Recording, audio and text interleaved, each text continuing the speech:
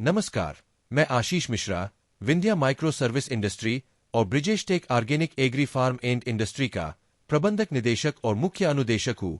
Doctor Surendra Nath horticulture foundation का trustee, managing director, मुख्य अनुदेशक हूँ। Akhil Bharatiya micro industries association, Mirzapur foods processing industries association का ट्रस्टी और चेयरमैन हूँ और Brijesh tech organic agri farm and industry private limited का प्रमोटर, डायरेक्टर और शेयर होल्डर हूँ। DMR textiles and service industries association का प्रमोटर, डायरेक्टर और चेयरमैन हूँ। सूक्ष्म और लघु उद्योग एमएससी क्षमता निर्माण बैठक और प्रशिक्षण कार्यक्रम में आपका स्वागत है। क्षमता निर्माण बैठक और प्रशिक्षण कार्यक्रम के पहले दिन कृषि आधारित सूक्ष्म और लघु उद्यम एमएससी के परिचय और संक्षिप्त चुनौतियों पर चर्चा किया जाएगा। कार्यक्रम के दूसरे दिन एमएसएमई के लिए गवर्नमेंट अभियानों, कृषि आधारित सूक्ष्म और लघु उद्यमों स्टार्टअप पर अध्ययन और चर्चा किया जाएगा। एमएसएमई मंत्रालय, एमएसएमई विकास और सुविधा कार्यालय, एमएसएमई डीएफओ और खादी और ग्रामोद्योग आयोग के वीआईसी की भूमिकाओं और जिम्मेदारियों पर अध्ययन और चर्चा किया जाएगा। कार्यक्रम के तीसरे दिन एमएससी एफपीओ के क्षमता निर्माण और विचार मंथन पर अध्ययन और चर्चा किया जाएगा। चौथे दिन एमएससी एफपीओ और इसके वित्त की आवश्यकताओं, मुद्दों और चुनौतियों पर चर्चा किया जाएगा। कार्यक्रम के पांचवें दिन वित्तीय आवेदनों के फॉर्म, अनुलग्नक, विस्तृत परियोजना रिपोर्ट, डीपीआर का अवलोकन, बिजनेस डेवलपमेंट सर्विस, तकनीकी सर्विस एंड होल्डिंग पर चर्चा किया जाएगा। इससे पहले कि मैं पाठ्यक्रम, संरचना, सामग्री और कार्यप्रणाली के बारे में चर्चा शुरू करूं, मैं विंध्या माइक्रो सर्विस इंडस्ट्री और Brijesh tech organic agri farm and industry के विशेषज्ञताओं, अनुभवों, कार्यप्रणालियों, अपने शैक्षिक योग्यताओं और विशेषज्ञताओं के बारे में संक्षिप्त में चर्चा करूंगा ताकि पात्रताओं में कोई कमी न रहे और सभी भागीदारों को पात्रताओं के प्रति जागरूक करके उन्हें पात्रताओं के प्रति संवेदनशील बनाया जा सके। इस पाठ्यक्रम को पीडीएफ, पीपीटी, वीडियो के माध्यम द्वारा संचालित किया जाएगा और लाइव सत्रों में विषय विशेषज्ञ द्वारा आयोजित किया जाएगा। मैं आशीष मिश्रा इस पाठ्यक्रम में नेशनल क्वालिफिकेशन पैक, नेशनल पेशेवर मानक, आईआईटी मद्रास और इग्नू के उद्यमिता इत्यादि पाठ्यक्रमों का अनुसरण कर रहा हूं। Messrs Vindhya micro service industry और Brijesh tech organic agri farm and industry, doctor Surendra Nath horticulture foundation और Akhil Bharatiya micro industries association, जो उद्यमिता विकास विशेषज्ञ, वित्तीय, लेखा, कानूनी, डिजाइन, इंफॉर्मेशन टेक्नोलॉजी विशेषज्ञ सर्विस इंडस्ट्री है तथा सेक्टर विशेषज्ञता में organic agriculture sector, foods, laws and standards sector, management sector, information technology sector, finance sector, कपड़ा, परिधान सेक्टर, कारीगरी और लघु उद्यम क्लस्टर, सामूहिक विकास में विशेषज्ञ है। कारीगरों और सूक्ष्म उद्यम आधारित विकासात्मक पहलों के कार्यान्वयन में संगठनात्मक विकास इत्यादि में विशेषज्ञ सर्विस इंडस्ट्री है। पंजीकृत सेवाएं जैसे उच्च शिक्षा जो कि डिग्री की ओर अग्रसर नहीं है, उच्च शिक्षा के स्तर से नीचे तकनीकी और व्यावसायिक शिक्षा हाइब्रिड मोड में लाइव प्रदान कर रही है। इस सेवा वर्ग में ऐसे कार्यक्रम शामिल है जो विषय वस्तु विशेषज्ञता और सैद्धांतिक पृष्ठभूमि और व्यावहारिक कौशल दोनों में निर्देश पर जोर देते हैं, जो आमतौर पर वर्तमान या भावी रोजगार से जुड़े हैं। समय समय पर ब्रोशर, पत्रक और इसी तरह के प्रकाशनों का प्रकाशन कर रही है। समय समय पर परिधान उद्योग, डिजाइन, उद्यमिता प्रशिक्षण, कृषि उद्यमिता प्रशिक्षण, जैविक खेती प्रशिक्षण, स्टार्टअप्स, एफपीओज और क्लस्टर के गठन पर प्रशिक्षण, कृषि विस्तार एग्जीक्यूटिव प्रशिक्षण, क्लस्टर डेवलपमेंट एग्जीक्यूटिव का प्रशिक्षण, माली, बागवानी और नर्सरी उत्पादक, बौद्धिक संपदाओं, total quality management, lean manufacturing, ZED पर जागरूकता और क्षमता निर्माण प्रशिक्षण प्रदान कर रही है। उद्योग 4.0 और इसकी शिक्षण सुविधाएं उपलब्ध करा रही है। Foods industries, milk processing and packaging industries के लिए industrial internet of things IoT applications की लाइव हाइब्रिड मोड में प्रशिक्षण उपलब्ध करा रही है। Digital infrastructure, e commerce technology, learning management technology, communication technology, cloud computing scalable सेवाएं प्रदान करती है, जो इंटरनेट पर संसाधनों के साझा पूल अर्थात सर्वर, डाटा भंडारण, नेटवर्क, सॉफ्टवेयर, डेटाबेस, एप्लीकेशन आदि के लिए मांग पर उपलब्ध करा रही है। कानूनी सलाह और प्रतिनिधित्व सेवाएं प्रदान कर रही है, जिसके अंतर्गत सलाह, प्रतिनिधित्व, बचाव, साक्ष्य, गवाहों, विशेषज्ञों आदि की खोज शामिल है और नागरिक कानून, प्रशासनिक कानून, संवैधानिक कानून और कानून के अन्य क्षेत्रों से संबंधित न्यायिक और अर्ध न्यायिक प्रक्रियाओं में सलाह, प्रतिनिधित्व और अन्य संबंधित कानूनी सेवाएं प्रदान कर रही है। ग्रामीण भूमि नियोजन सेवाओं की पेशकश में ऐसी योजनाओं का विकास शामिल है जो बुनियादी ढांचे, आवास, उद्योग, वाणिज्यिक, मनोरंजन और अन्य सुविधाओं के विकास के लिए ग्रामीण क्षेत्रों के दीर्घकालिक उद्देश्यों का वर्णन करती है, जिसमें लंबी अवधि के लिए एक बड़े भौगोलिक क्षेत्र को कवर करने वाली व्यापक योजनाएं भी शामिल है। ग्राहक के आवश्यकतानुसार वित्तीय, रणनीतिक, मानव संसाधन, विपणन, संचालन और आपूर्ति श्रृंखला प्रबंधन सहित प्रबंधन सेवाएं प्रदान कर रही है। कृषि विज्ञान, इंजीनियरिंग, प्रौद्योगिकी, सामाजिक विज्ञान और मानविकी पर अनुसंधान और प्रयोगात्मक विकास करना, स्वतंत्र पत्रकार के रूप में काम करना, संयुक्त कार्यालय प्रशासनिक सेवा गतिविधियां प्रदान करना।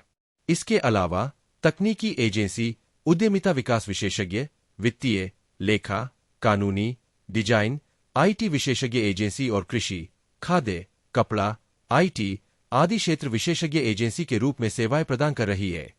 विशेष रूप से हम सामान्य प्रबंधन परामर्श कार्यों के संयोजन से निपटते हैं, जैसे कि नीति निर्माण, संगठनात्मक संरचना का निर्धारण, संगठन के उद्देश्यों को पूरा करने वाली निर्णय लेने वाली टीम, कॉरपोरेट विकास और पुनर्गठन परामर्श सेवाएं, जैसे कि विलय, अधिग्रहण, संयुक्त उद्यम, रणनीतिक गठबंधन, विविधीकरण, निजीकरण, लाभ सुधार कार्यक्रमों के विकास सहित प्रबंधन ऑडिट प्रदान करना। अन्य मामले जो किसी संगठन के उच्च प्रबंधन के लिए विशेष रुचि रखते हैं, आवश्यकतानुसार यह सभी सेवाएं प्रदान की जाती है।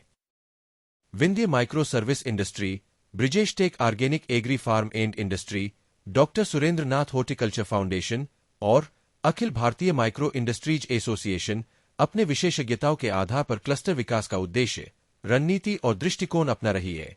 सूक्ष्म एवं लघु उद्यम क्लस्टर विकास कार्यक्रम MACCDP योजना के अनुसार MSME मंत्रालय अपनी 2 क्लस्टर योजनाओं, पारंपरिक उद्योगों के पुनरुद्धार के लिए निधि की योजना स्फूर्ति और सूक्ष्म एवं लघु उद्यम क्लस्टर विकास कार्यक्रम MSECDP के बीच सामंजस्य और संरेखन लाने का प्रयास कर रही है। स्फूर्ति और MSECDP योजना का उद्देश्य पहचाने गए समूहों और भौगोलिक क्षेत्रों में उद्यमों की जरूरतों को पूरा करता है।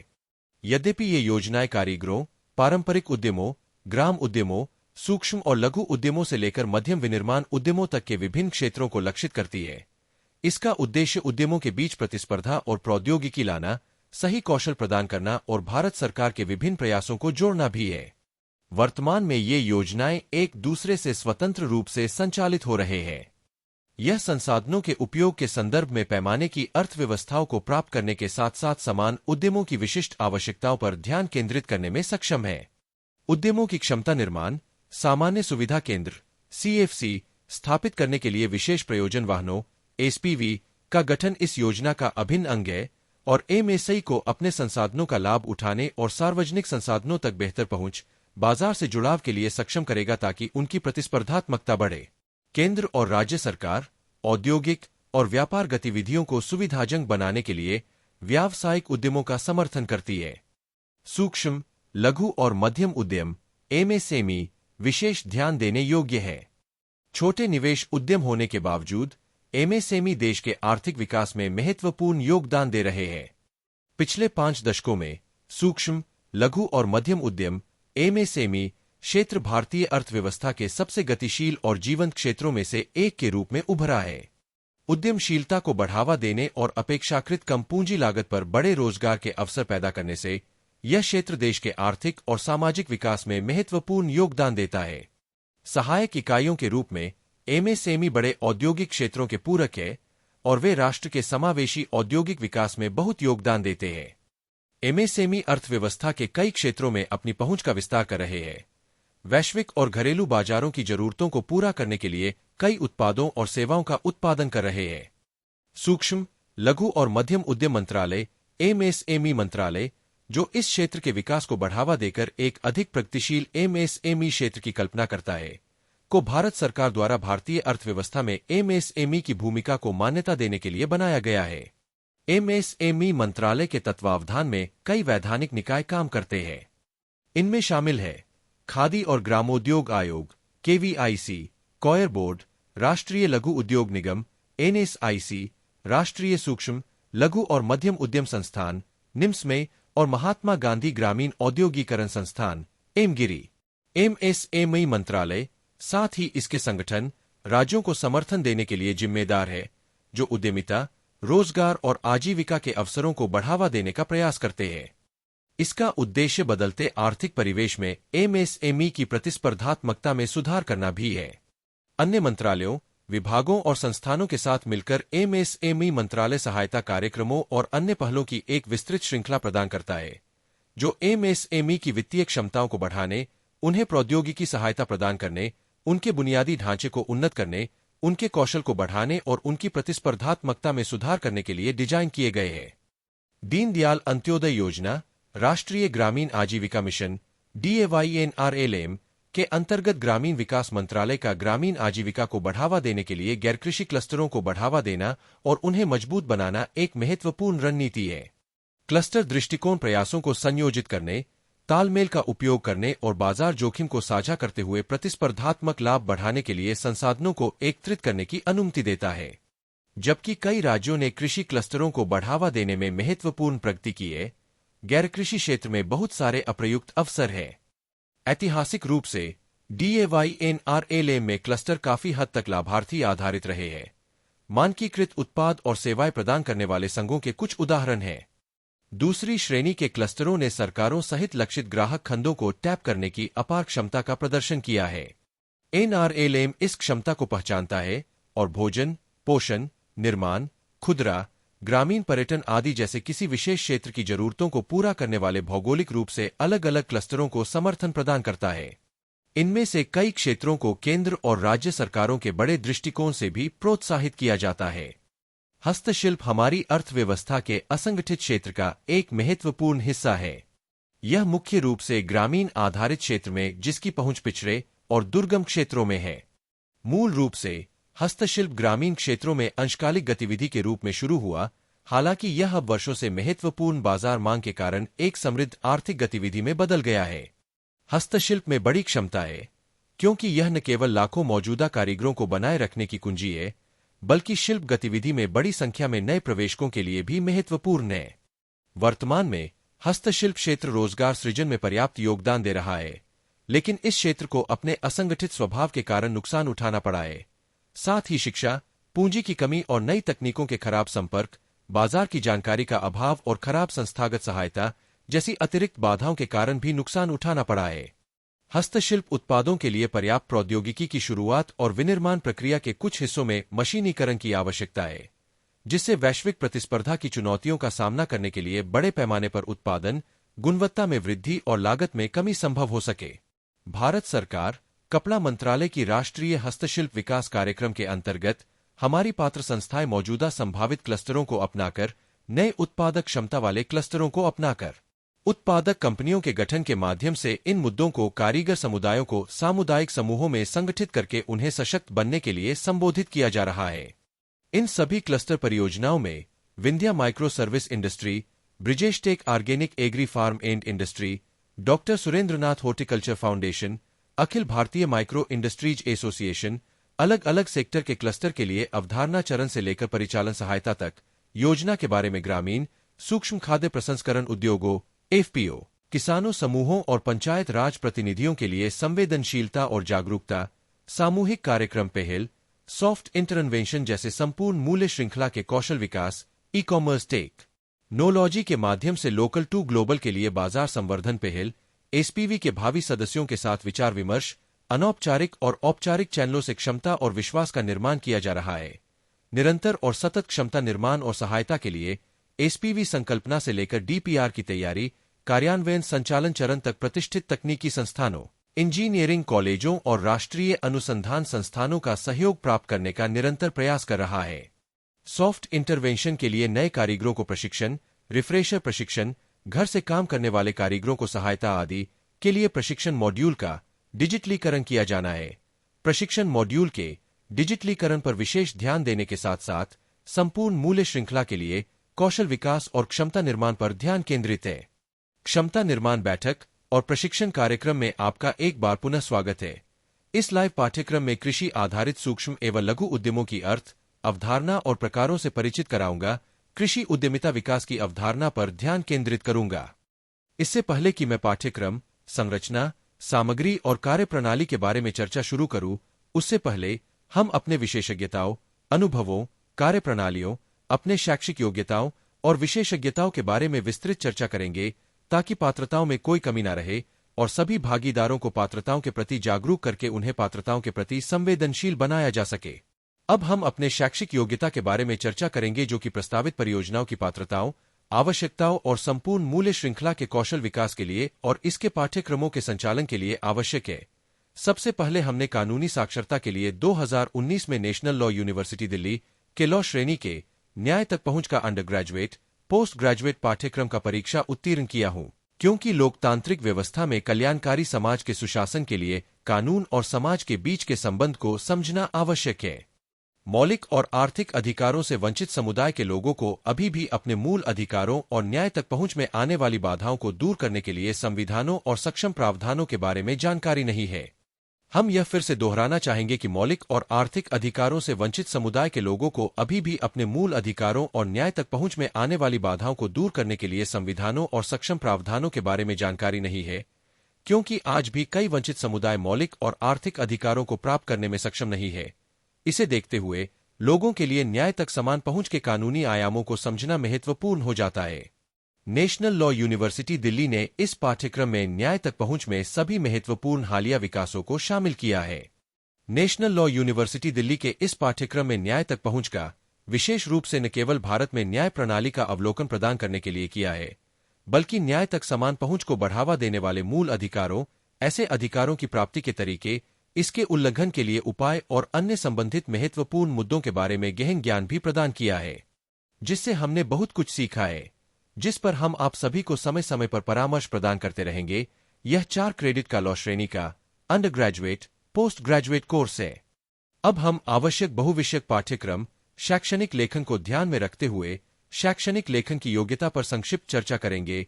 जैसा कि पिछले भाग में बताया गया है कि उद्यमिता कौशल विकास कार्यक्रम नए कारीगरों को प्रशिक्षण, पुनश्चर्या प्रशिक्षण, घर से काम करने वाले कारीगरों को सहायता आदि का समर्थन करने के लिए प्रशिक्षण मॉड्यूल का डिजिटलीकरण करने के लिए इस पाठ्यक्रम में नेशनल क्वालिफिकेशन पैक, नेशनल पेशेवर मानक, आईआईटी मद्रास और इग्नू के उद्यमिता पाठ्यक्रम का अनुसरण कर रहा हूं। प्रशिक्षण मॉड्यूल के डिजिटलीकरण पर विशेष ध्यान देने के साथ साथ संपूर्ण मूल्य श्रृंखला के लिए कौशल विकास और क्षमता निर्माण पर कई मंत्रालय का दिशा निर्देश है। इसलिए निदेशक, शेयरधारक, कारीगर, मानव शक्ति इत्यादि के प्रशिक्षण और संपूर्ण मूल्य श्रृंखला के कौशल विकास के लिए शैक्षणिक लेखन, सरलीकरण और इसका प्रकाशन भी आवश्यक है। इसलिए 2019 में HNB गढ़वाल विश्वविद्यालय, जो कि एक केंद्रीय विश्वविद्यालय है, शीनगर गढ़वाल, उत्तराखंड के बहुविषयक वर्ग के पोस्ट ग्रेजुएट स्तर का शैक्षणिक लेखन का परीक्षा उत्तीर्ण किया है। HNB गढ़वाल विश्वविद्यालय, शीनगर गढ़वाल, उत्तराखंड के इस कोर्स का उद्देश्य प्रभावी और परिणामोन्मुखी अकादमिक लेखन के लिए आवश्यक मौलिक ज्ञान प्रदान करता है। HNB गढ़वाल विश्वविद्यालय, शीनगर गढ़वाल, उत्तराखंड का यह एक आधारभूत पाठ्यक्रम है और इस ज्ञान का अनुप्रयोग पूरी तरह से एक व्यक्तिगत शिक्षार्थी और उसके शोध के क्षेत्र पर निर्भर करता है। अब हम जैव विविधताओं के सतत प्रबंधन के लिए अपने शैक्षिक योग्यता के बारे में चर्चा करेंगे।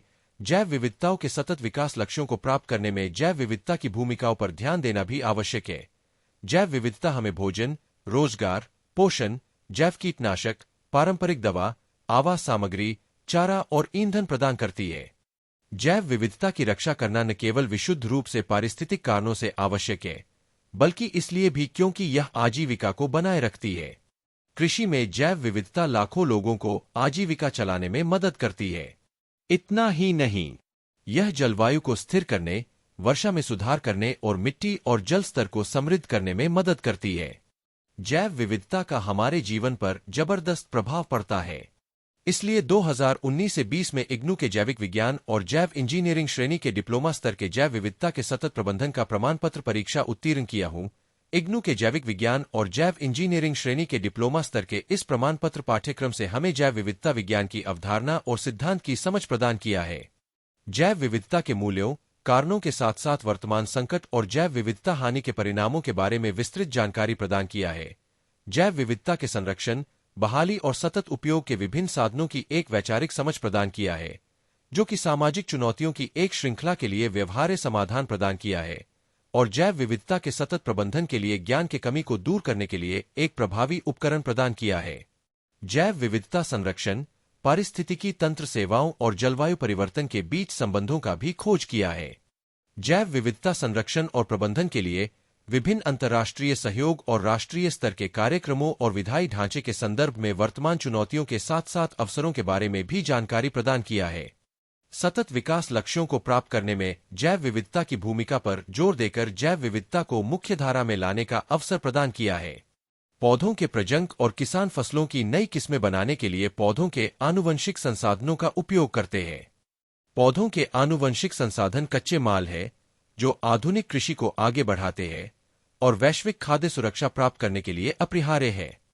जैसा कि कृषि के मामले में होता है, जहां नई फसल की किस्में पारंपरिक प्रजनन या जैव प्रौद्योगिकी के साधनों का उपयोग करके बनाई जा सकती है, यह जीवित जीवों या उनसे प्राप्त उत्पादों के गुणों को ठीक करने या बढ़ाने के लिए आनुवंशिक संसाधनों में हेरफेर करके संभव है, जिनका उपयोग फार्मास्यूटिकल्स और अन्य उद्योगों में भी किया जाता है। आनुवंशिक संसाधनों का उपयोग कपास, जूट और रबर जैसी जैविक सामग्रियों को विशिष्ट गुण प्रदान करने के लिए भी किया जाता है, जो विभिन्न उद्योगों में कच्चे माल के रूप में काम करता है। आगे हम सभी मिलकर जैव विविधताओं के सतत प्रबंधन पर कार्य करेंगे। अब हम सौर जल पंपिंग प्रणाली पर अपने शैक्षिक योग्यता पर चर्चा करने जा रहे हैं, जिसे हमने 2019 से 20 में इग्नू के कृषि एवं खाद्य इंजीनियरिंग श्रेणी के अंडर ग्रेजुएट पाठ्यक्रम सौर जल पंपिंग प्रणाली पर जागरूकता कार्यक्रम के प्रमाण पत्र परीक्षा को उत्तीर्ण किया है।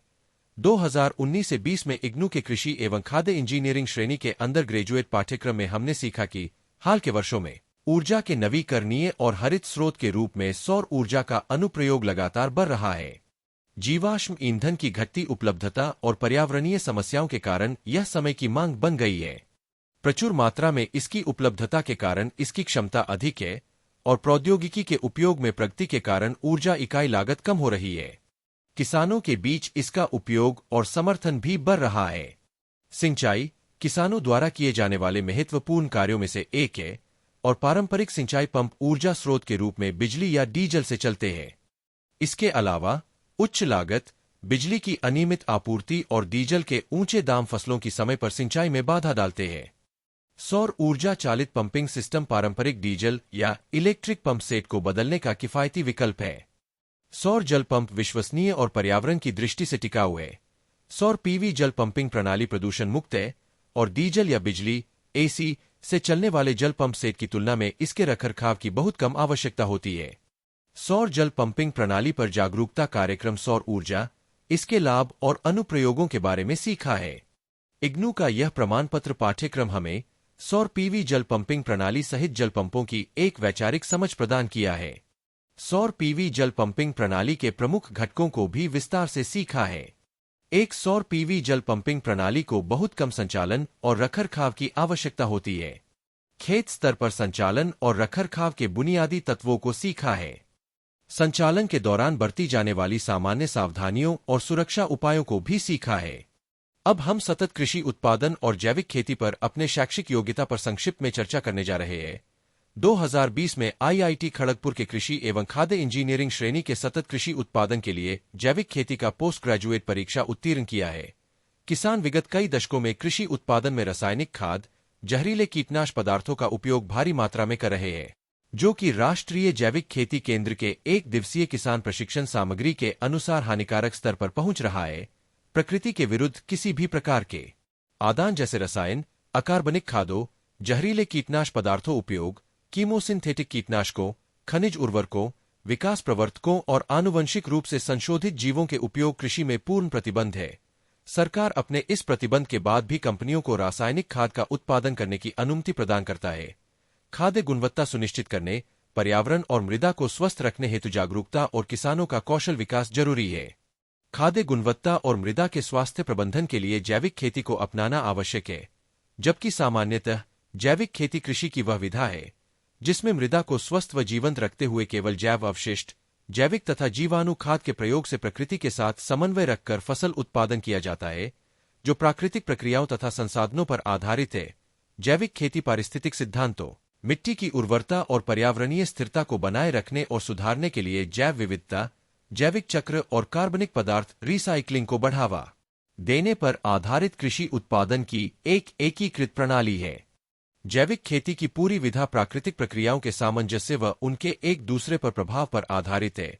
इससे न तो मृदा जनित तत्वों का दोहन होता है और न ही मृदा की उर्वरता का ह्रास होता है। जैविक खेती में मिट्टी को जीवंत अवस्था में रखना चाहिए तथा मृदा में रहने वाले सभी जीव रूप इसकी उर्वरता के प्रमुख अंग है, जो सतत मृदा उर्वरता संरक्षण में योगदान करते हैं। पारंपरिक खेती में इन रसायनों के अंधाधुंध उपयोग से उपज की गुणवत्ता के साथ साथ मानव स्वास्थ्य, मृदा और पर्यावरण को भी गंभीर खतरा पैदा होता है। वैज्ञानिकों, प्रशासकों और पर्यावरणविदों के बीच खाद्य सुरक्षा और पर्यावरणीय स्थिरता को लेकर चिंता बढ़ रही है।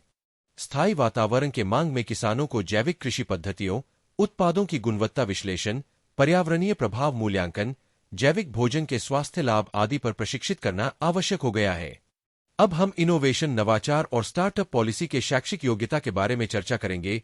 2020 में आईआईएम बेंगलोर के मैनेजमेंट स्टडीज श्रेणी के नवाचार और स्टार्टअप नीति की पोस्ट ग्रेजुएट परीक्षा उत्तीर्ण किया है।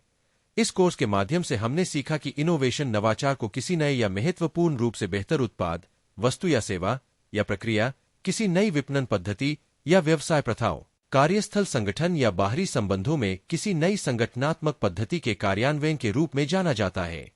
नवाचार नई प्रौद्योगिकियों, मौजूदा प्रौद्योगिकी के नए संयोजनों या उद्यम द्वारा अर्जित अन्य ज्ञान के उपयोग के परिणामों पर आधारित है। इस तरह के सुधार से उत्पादकता, दक्षता और बहुत जरूरी आर्थिक विकास में वृद्धि होती है। नवाचार और उद्यमिता अर्थव्यवस्था समाज के विकास के लिए महत्वपूर्ण कड़ी है। नवाचार को आगे बढ़ाने के लिए कंपनियों की प्रतिबद्धता और अनुसंधान एवं विकास तथा उद्यमिता के लिए सरकारी नीति से समर्थन की आवश्यकता होती है। नई प्रौद्योगिकियों और काम करने के नए तरीकों के विकास के लिए एक ऐसे पारिस्थितिकी तंत्र की आवश्यकता होती है जहां उद्यम पूंजी वित्तपोषण उपलब्ध हो और अनुसंधान एवं विकास करने के लिए पर्याप्त धन हो और साथ ही नए विचारों और प्रौद्योगिकियों के विपणन के लिए भी धन हो। उस संपन्न पारिस्थितिकी तंत्र में वैज्ञानिकों, शोधकर्ताओं, उद्यमियों और उद्यम पूंजीपतियों की आवश्यकता होती है। अनुसंधान एवं विकास, उद्यम वित्तपोषण और उद्यमिता के क्षेत्र में सरकारी नीतियां उस पारिस्थितिकी तंत्र को बनाने में मदद करती है। ये पहल बड़ी और छोटी दोनों कंपनियों की ओर से आती है। ये कंपनियां अपनी पहलों के माध्यम से उत्पादों और सेवाओं के संदर्भ में नए उद्यमों और नए तकनीकी नवाचार को बढ़ावा देती है। भारत सरकार ने डिजिटल इंडिया, स्टार्टअप इंडिया और मेक इन इंडिया जैसी कई पहल की है। यह incubator, accelerator, venture capital financing, उद्योग समूहों और अनुसंधान प्रयोगशालाओं और विश्वस्तरीय विश्वविद्यालयों में निवेश को भी बढ़ावा दे रही है। वैश्विक संस्थानों ने वैश्विक प्रतिस्पर्धात्मकता रिपोर्ट, वैश्विक नवाचार सूचकांक, विश्व बैंक की व्यापार करने में आसानी के नए ढांचे दिए हैं, जो संपन्न नवाचार और स्टार्टअप परिदृश्य बनाने में महत्वपूर्ण कारकों को समझने में मदद करते हैं। 2020 में आईआईटी खड़गपुर के क्लाउड कंप्यूटिंग का अंडर ग्रेजुएट परीक्षा उत्तीर्ण किया, जिससे digital infrastructure, e commerce technology, learning management technology, communication technology, cloud computing scalable सेवाएं अर्थात सर्वर, डाटा भंडारण, नेटवर्क, सॉफ्टवेयर, डेटाबेस, एप्लीकेशन आदि ऐसी सेवाएं की जरूरतों को समझा गया। 2020 में आईआईटी बॉम्बे के डिजाइन प्रौद्योगिकी और नवाचार पाठ्यक्रम कोविड-19 प्रभावित सेमेस्टर 2020 में आईआईटी रुड़की के कोर्स सेवा विपणन पब्लिक प्रौद्योगिकी रणनीति को एकीकृत करना कोविड-19 प्रभावित सेमेस्टर 2020 में आईआईटी रुड़की के प्रशिक्षकों का प्रशिक्षण पाठ्यक्रम 2021 में आईआईटी मद्रास के बौद्धिक संपदा पाठ्यक्रम 2021 में आईआईटी खड़गपुर के उद्योग 4.0 और औद्योगिक इंटरनेट ऑफ थिंग्स का परिचय पाठ्यक्रम पोस्ट ग्रेजुएट परीक्षा उत्तीर्ण किया हूं। 2023 में भारतीय विज्ञान संस्थान आईआईएस बंगलौर के teaching and learning in general programmers पाठ्यक्रम 2023 में आईआईटी खड़गपुर की ethics in engineering practice, IIT Bombay के yoga and positive psychology for managing career and life पाठ्यक्रम की परीक्षा उत्तीर्ण किया। इस प्रकार विभिन्न गैप स्किल्स को कम करने के लिए ऐसे कौशल पाठ्यक्रमों का पंजीकृत करके अंडर ग्रेजुएट, पोस्ट ग्रेजुएट परीक्षा उत्तीर्ण किया गया, जो परियोजनाओं की गैप स्किल्स को कम करने के लिए आवश्यक था। 2022 से 23 में इग्नू के खाद्य कानूनों और मानकों की विशेषज्ञ शिक्षा, Android mobile application development, national education policy 2020 professional development program इत्यादि में अंडर ग्रेजुएट, ग्रेजुएट और पोस्ट ग्रेजुएट का कोर्स का अध्ययन किया है। एजुकेशन, टीचिंग के लिए एजुकेशन सेक्टर में 2021 में नीत्र के डेवलपमेंट और सेल्फ लर्निंग मटेरियल, 2022 में उद्यमिता विकास, module 2 orientation towards technical education and curriculum aspects, module 2 professional ethics and sustainability, module 5 technology enabled learning and lifelong self learning और student psychology, guidance and counselling के पाठ्यक्रम की परीक्षा उत्तीर्ण किया। Food safety, food quality management, food laws और standards, मृदा और पौधा स्वास्थ्य प्रबंधन, जैविक और प्राकृतिक खेती, जैवग्राम, बायोडीजल, बायोगैस, ग्राम संसाधन केंद्र, सतत विकास डिजिटल ज्ञान केंद्र, सतत एकीकृत कृषि प्रणाली, फाइनेंस इत्यादि की अच्छी जानकारी है और इन परियोजनाओं पर कार्य कर रहा हूं और अपने ज्ञान का प्रसार करते हुए उपरोक्त परियोजनाओं पर उद्यमियों, निदेशकों, शेयरधारकों और मानव शक्ति को प्रशिक्षित कर रहा हूं। इसी के साथ हमारे संगठनों के सेवाओं और विशेषज्ञताओं इत्यादि के परिचय के आज का पहला सत्र समाप्त होता है। 10 मिनट के बाद अगले सत्र में हम कृषि उद्यमिता, कृषि आधारित सूक्ष्म और लघु उद्यम एमएससी के परिचय और संक्षिप्त चुनौतियों पर चर्चा करेंगे।